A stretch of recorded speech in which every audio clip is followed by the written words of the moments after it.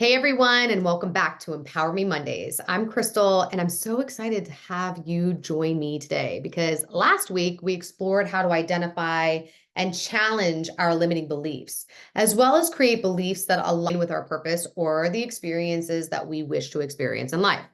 This week, we're going to take it a step further by getting very clear about how to produce the results that we actually desire to produce in life. So today, we're going to talk about how the actions you take or don't take are going to produce a result.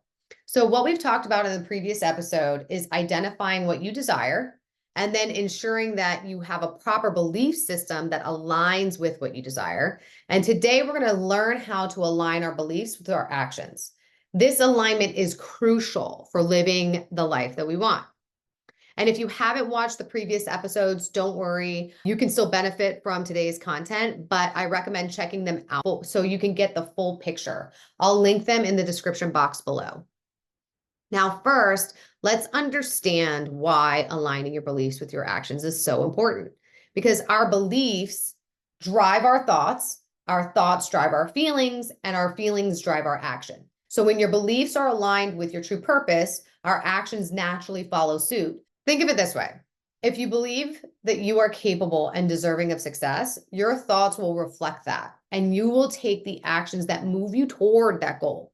On the other hand, if you hold a limiting belief like, I'm not good enough, your actions will reflect those doubts, often leading to a more self-sabotage or an inaction, which also produces a result, but usually one that you do not like or you do not want, which then solidifies, I'm not good enough. See, you're basically collect evidence for it. So similarly, if you want to be in a relationship with someone and you discover that you have a limiting belief that I'm not lovable, even if you get into a relationship with someone, but yet you believe that you're not lovable, your actions are going to be in alignment with someone who is not lovable. And you might be doing things and taking action unconsciously or not intentionally by the matter of a habit that you have that you actually experience that you aren't lovable because you're not behaving lovably.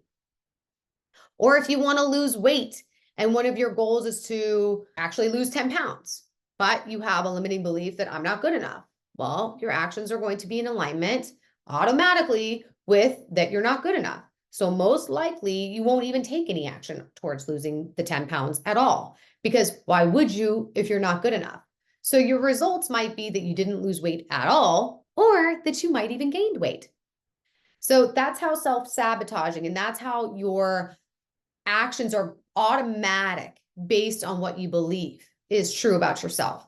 And you are not even intentionally choosing these beliefs. So it's really important that you go back to the last episode, which I'll link in the description box, so that you can get really clear about what those beliefs are. So how do we align our beliefs with our actions? Well, there's three key steps, which is awareness, recreation, and implementation. So the first step is becoming aware of your current beliefs and how they're influencing your actions. So take a moment to reflect on your goals and the actions that you're currently taking, even if you're not taking any action. So you just look, are they aligned? If not, you want to identify the beliefs that might be in the way. So let's just do a quick exercise. Grab a journal or a piece of paper and write down one of your main goals. Next, write down the actions you've taken towards that goal and be honest with yourself. If you didn't take any action, then say, I didn't take any action. And if you have taken action, what actions have you taken?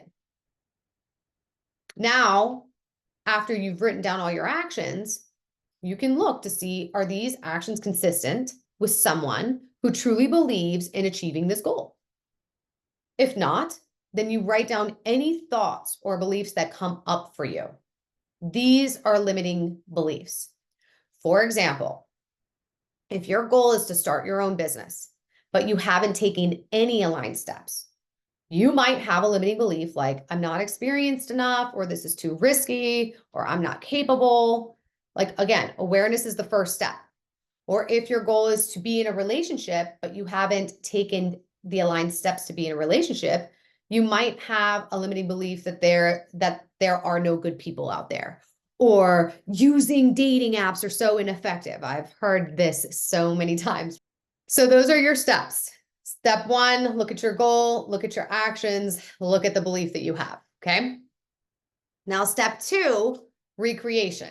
Now that you've identified your limiting beliefs, it's time to complete them in general. This means complete those negative limiting beliefs, and then we're going to create a positive, more empowering belief.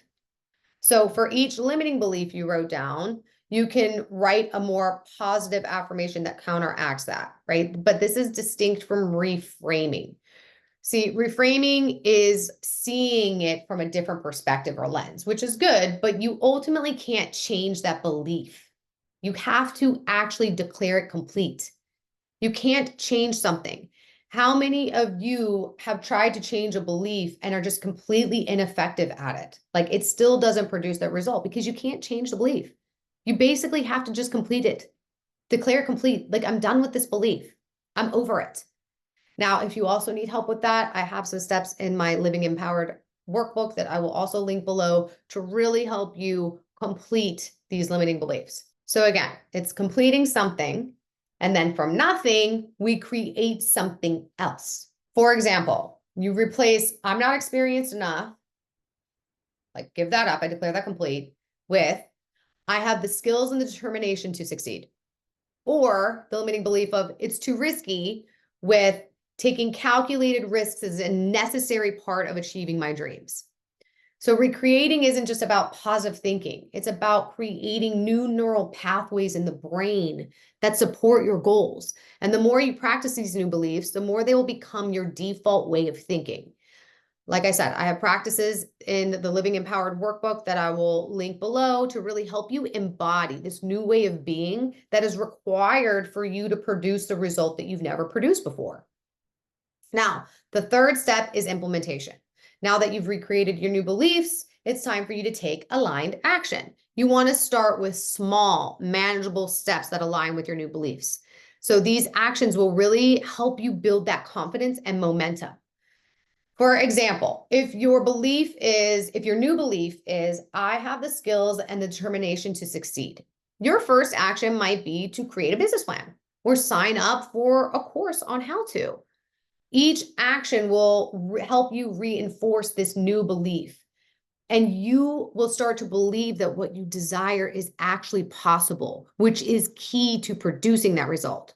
And remember, consistency is key here. You really want to regularly review your goals, your beliefs, and your actions to ensure that they all remain in alignment.